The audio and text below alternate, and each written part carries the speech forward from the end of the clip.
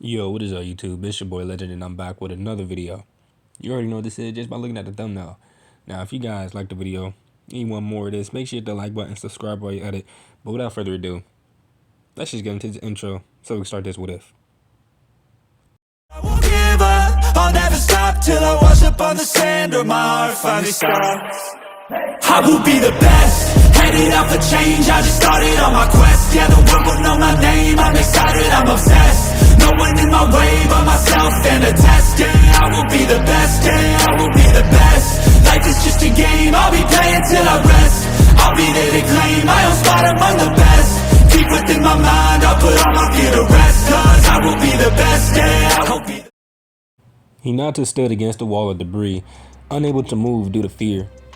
She did nothing but watch as Sasuke shot off a purple arrow covered in black at her. It was all so fast, but everything was happening in slow motion for her.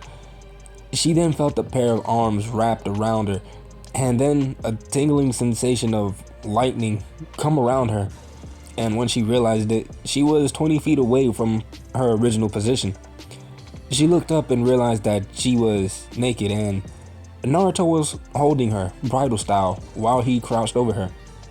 "Are you okay, Hinata? Are you hurt?" Hinata could only shake her head. She was seconds away from death, but Naruto saved her. "Hinata, what happened? Why are you... Did he try to..." Hinata cut him off with a shake of the head, saying no. Naruto placed her down and removed his black and gray jacket before giving it to her, so she could cover herself. Naruto then released the red lightning that crackled around his body as he turned to look at Sasuke, who now only stood in the rib cage of his Susanoo. Red slitted eyes met those black on red Sharingans. "Sasuke, I'm going to give you one chance. This isn't like you to attack someone within the village without reason. What the hell is going on?" Sasuke stayed focused on Naruto. "She tried to kill me after she gave her body to me." Sasuke quickly had to strengthen his defense as Naruto was upon him in an instant. Fist slammed against the ribs of the Susanoo. Naruto looked pissed when he knew Hinata wouldn't do that. She was too gentle to kill a friend. Three tails sprouted from Naruto as he broke through the ribcage with ease and held Sasuke by the face as he slammed him into the ground. "Lie again, and I'll show you why Danzo favors me out of everyone he's trained." Sasuke's eyes locked onto Naruto as they started to bleed, forcing Naruto to release Sasuke as he jumped back. "Amaterasu."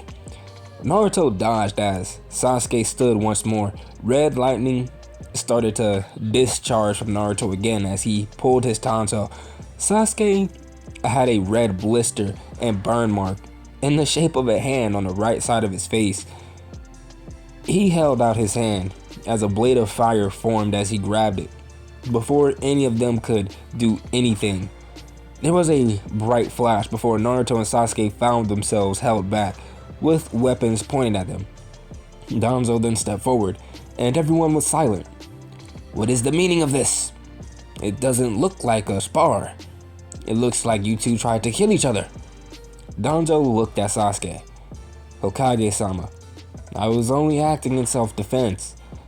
Danzo then looked at Hinata, who flinched under his gaze, causing him to raise an eyebrow. "Girl, why are you naked?" Hinata was on the verge of a mental breakdown. Things didn't go as she planned. "We had intercourse, and right after I went to sleep, and then had a nightmare that she was trying to kill me in my sleep," said Sasuke. Everyone looked at Sasuke as Danzo waved off his shinobi. "Learn the difference between dream and reality, Uchiha," said Danzo as he walked off. Time skipped. 3 days later, Orochimaru wheezed as he stood from his bed. He was panting hard and was barely on his feet. "Kabuto, get Guren and start the preparations. This body is starting to reject me." 1 hour later, a figure with purple hair opened their eyes on the table. She had fair skin, and now her eyes showed pain before they glazed over and turned yellow. The skin then changed to a nasty pale color, and once the purple hair, it had turned black. On the next table over was a dead, pale-skinned man with white hair. It was Orochimaru's previous host.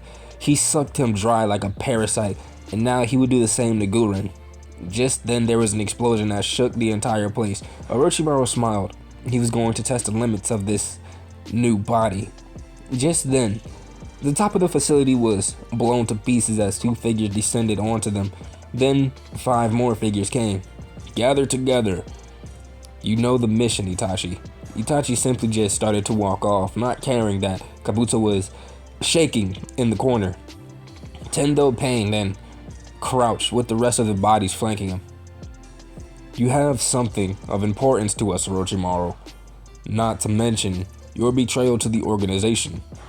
You won't come out of here alive. Meanwhile, Itachi navigated slowly through the halls before he heard something fall behind him. He turned and saw a rat scurry past before he continued walking. It all happened in slow motion. A blade came at him from around the corner. It was thin and at an angle that with the naked eye you would not be able to see it at that angle.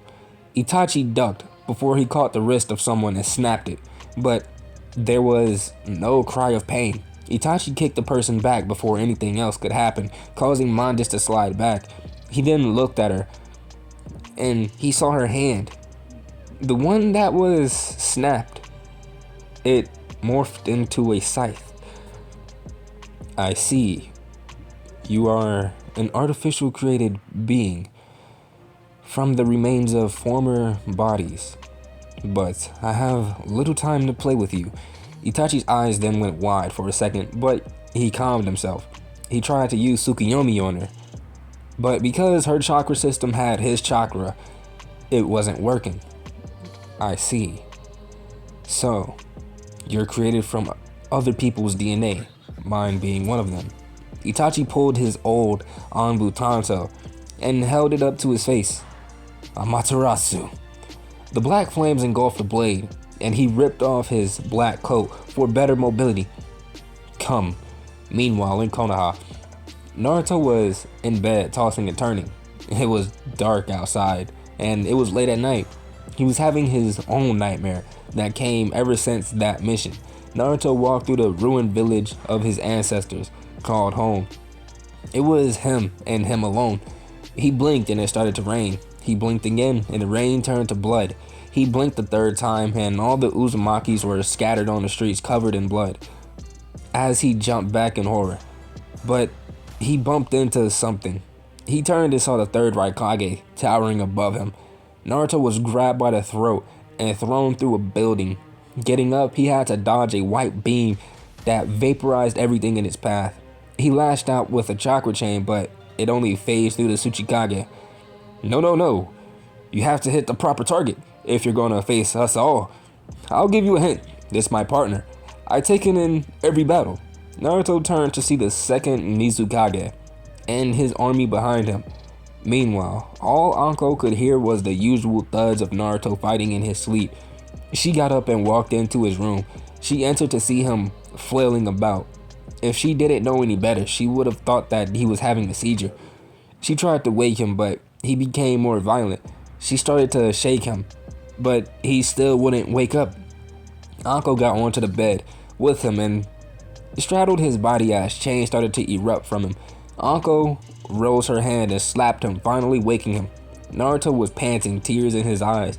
Naruto looked around frantically before he started to sob and hold the closest thing to him. Anko. Anko was caught off guard. She was expecting to get yelled at or threatened, but he wrapped his arms around her and just cried. Anko couldn't even enjoy the feeling because she knew something was hurting him. Hey, what's wrong? You have been having nightmares since you came back from the land of Eddies. Anko wrapped her arms around Naruto, who still cried. They killed my family. Anko blinked. What did he mean by that? My entire clan was wiped out by the combined forces of Kumo, Kiri, and the Stone. They killed everyone in sight. And the leaf did nothing to help at all. Ever since I found out, it's been the same dream of me seeing my entire clan dead in front of me. And those 3 nations hunt me down, looking to finish off the last Uzumaki. But they only toy and torture with me. They run experiments on me, see what makes me tick, what my weaknesses is, any of my special arts, injecting me with these strange fluids and trying to merge my cells with others. I had the same dream so many times. I was able to come up with a jutsu to boost my speed, almost to the level of the Hibishin, but it's slower and takes more chakra. And it's based off of the 3rd Raikage's lightning armor. What's even worse is, I almost killed the one person I considered family a few days ago. Uncle wanted to cry. In his dreams, it sounded like he was one of Orochimaru's pets, like she was. Naruto, I'm going to finish the story I started telling you on our last mission, and I only want you to listen. Naruto nodded as he unknowingly pulled Anko closer. Flashback. Orochimaru and his companion picked up a small and weak Anko off of the floor of the hut. How do you feel, Anko-chan? Anko said nothing. How did he think that she felt? She could make a list. Angry, spiteful, naive, stupid, sick, regret, like hell, in pain, broken. She just wanted to die simply because she hated how she felt at the moment. The 2 of them made their way as they came to a latch door on the ground, and they opened and went down. There was a lab set up. Orochimaru looked at Anko with glee in his eyes. He was going to see the results of his work. Anko was laid down on a stone bed covered by sheets as Orochimaru stuck her with a needle and took some of her blood from her while giving her an IV. Strap her down, Shinji. The man nodded as he fastened the leather straps on her ankles and wrists. Orochimaru ran tests on her blood before he became enraged. God damn it! All the work I put into this, only for it to be flushed down the drain. The useless bitch failed in every criteria. I can't give her the first Hokage bloodline. I can't give her another elemental affinity. And her damn curse mark is incomplete with error. Orochimaru flipped the table that he was working on, sending tools and test tubes everywhere with a scalpel landing next to the bed.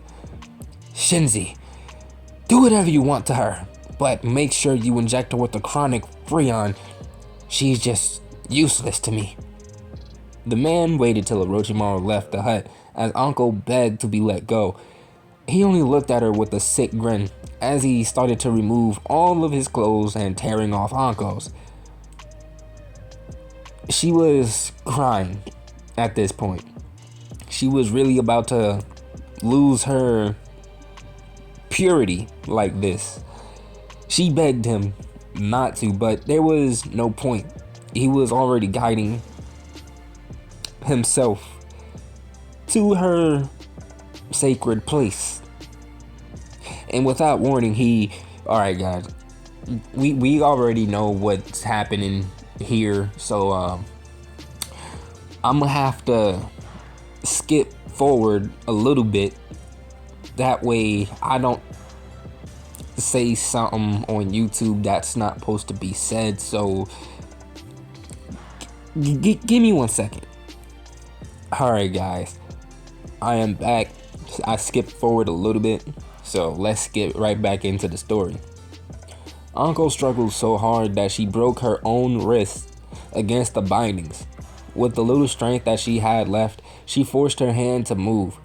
She gripped the scalpel as best she could and drove it as deep as possible into the back of his neck and ripped the scalpel forward as he started making hoarse gurgling sounds. He bled out and passed on top of her, still stretching her insides to a painful extent. Uncle was on the verge of passing out, but fought against it as she cut the rest of the restraints off and shoved the man off of her. 10 days later, she made it back to the Leaf. She planned on reporting Orochimaru. She wanted him dead. She wanted to be the one to kill him, but he was gone. The third Hokage chased him out of the village, and all of his experiments were found out, and I was shunned. Nobody wanted to talk to me. nor did they want to treat me in the hospital so I could get a proper cast. I ended up going with the Hokage to the hospital, but I refused to be around any man that wasn't the Hokage for 6 months. One day, the Hokage came to my door and I let him in and we talked. Anko, this is something that I should have said when you first came back, but I'm sorry. I'm sorry for my student. I should have let you go, but I did. All the signs were there. I don't know how to make it up to you, but I will try my hardest. I'll start by training you. I'll be your personal sensei. But in the meantime, I'll be placing you in the Anbu IT department. In the flashback. And a year after I became an Anbu, I tried removing the mark by force. Anko grabbed Naruto's hand and held it to her neck. It was rough and scarred over. She tried to get rid of it with a simple kunai, and based on the placement of the mark, it almost cost her her life. It sat right next to a vein that fed the blood to her vein. Meanwhile, Itachi was panting. Everything he hit Mondis with, she would recover almost instantly from, even the Amaterasu. She would just flare her chakra and blow the black flames off of her.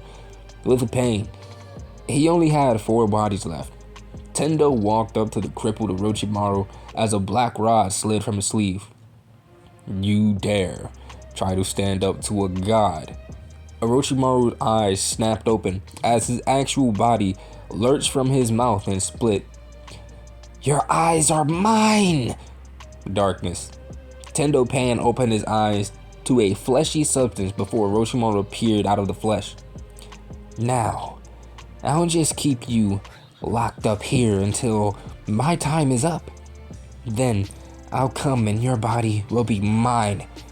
Tendo flashed in front of the snake with his hand outstretched. You and your actions disgust me. You won't be in the world that I create.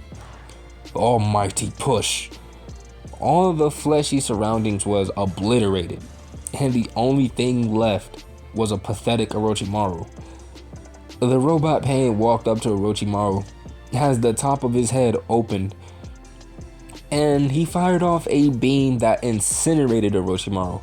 Pain then walked up to the broken human path as he fixed it up before walking into the hallway to see Itachi panting. A woman lunged at him with some strange appendages as Pain raised a hand. Be gone. Mondis was sent flying through the wall as Itachi caught his breath. All the files of us are gone now. Now what? Pain looked at Itachi. We leveled this base with the surrounding area. Go back. Konan will meet you halfway. Wait for me there. With that, Itachi vanished and Pain started to levitate above the village and started to gather his chakra. Meanwhile, in Kumo, Yugito got out of the bed and started to dress herself. Yet again, she was disappointed. I take it you're not staying here tonight. Yugito turned to look at C. No, there's no reason for me to. It was just intercourse, and to be honest, we shouldn't even be doing this. We are at war. C got out of bed, still nude. Why must we stop? I really like and would do anything for you. I'd give anything to be with you. Yugito gave an annoyed sigh before answering. I don't really think it matters. I'm flattered you feel so strongly to me, but I think we should slow down and stay friends. Yugito tried to step around him and get to his shirt, but he stopped her. It's him, isn't it? What? Said Yugito. The guy from the summit. I overheard you talking to Samui saying how handsome he was, how he looked like a more dominant and aggressive version of me. I also heard when you said that he turned you on when he restrained you against the wall and how you froze and what What is it about him that intrigues you so much? What am I doing wrong? Yugito rolled her eyes. You know, see, you overheard my conversation, but you still don't get it. I want someone that'll actually pound me, pull my hair, smack my ass, but you just make love. Other women may like that, but I'm in my early 20s, and I like to be wild. I fantasize of him doing what needs to be done with me. He has me curious. If we weren't at war, I'd almost likely be with him now, and my fantasies would be put to rest. C was on the verge of tears before he spoke. Next time I see him, I'll kill him. Yugito rolled her eyes. I doubt that, but if you do, good for you. It's war. You'd be doing your job. Meanwhile, the Tsuchikage sat in front of the Raikage as they looked at maps from previous wars involving the Leaf. Only one of their outposts were taken out, but it was by an outside organization. The outpost they tried, Anoki tried destroying last time resulted in his ninja getting killed. He needed to do this right, but first Anoki needed to deal with the sand. He now knew they were working with the Leaf, and he informed the Raikage. Now they were coming up with the way to deal with the sand. A also had a hunch that Kiri was with the Leaf. The spies that he sent there never returned, but that's all he had. But even so, the Mizukage said that they wanted nothing to do with it, so if his spies were found and killed by the mist, he could not retaliate because he disobeyed another Kage. Raikage, if we intend to abduct the Kazekage, we need to send some strong fire and earth style users.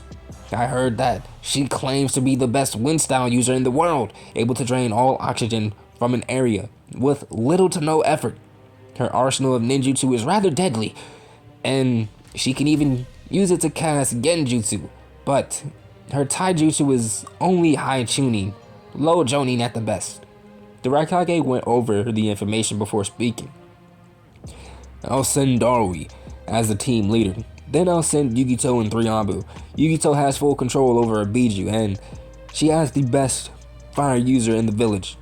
Meanwhile, Tatsumi was chuckling as she downed another shot of sake with Tamari. Let me tell you about this meeting I was called to in Konoha, girl. So this old war cripple called me there last minute. So I had to turn up a 3-day trip, turn that into a 1-day trip. Tatsumi then hiccuped before taking another shot as Tamari's sweat dropped. I finally get there to the meeting, and guess who's there? It's your favorite person, Naruto. Apparently, Danzo wanted to put him in the CRA. Tamari just nodded before she shook her head. Wait, what?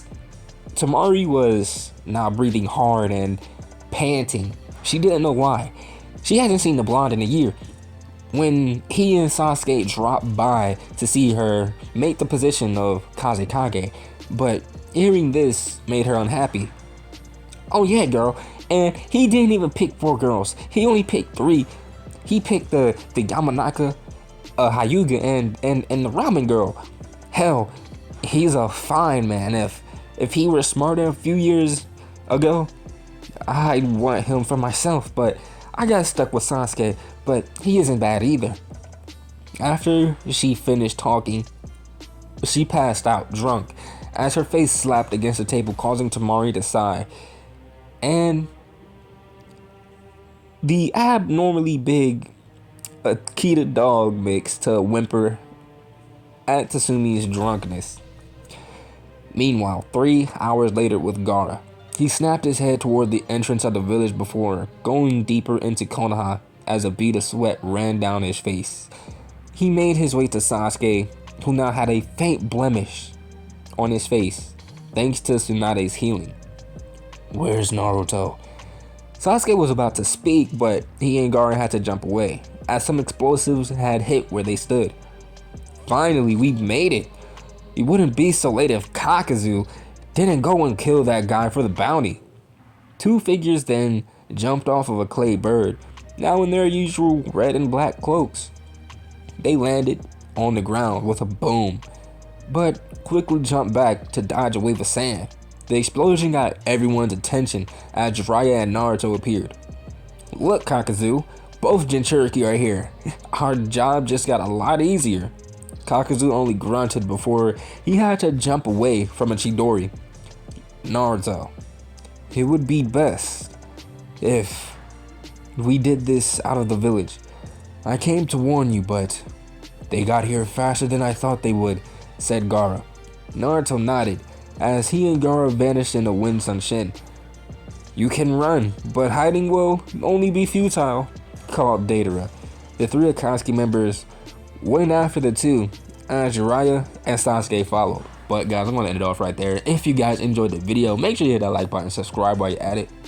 But I'm out, and I will see you guys in the next one. Peace.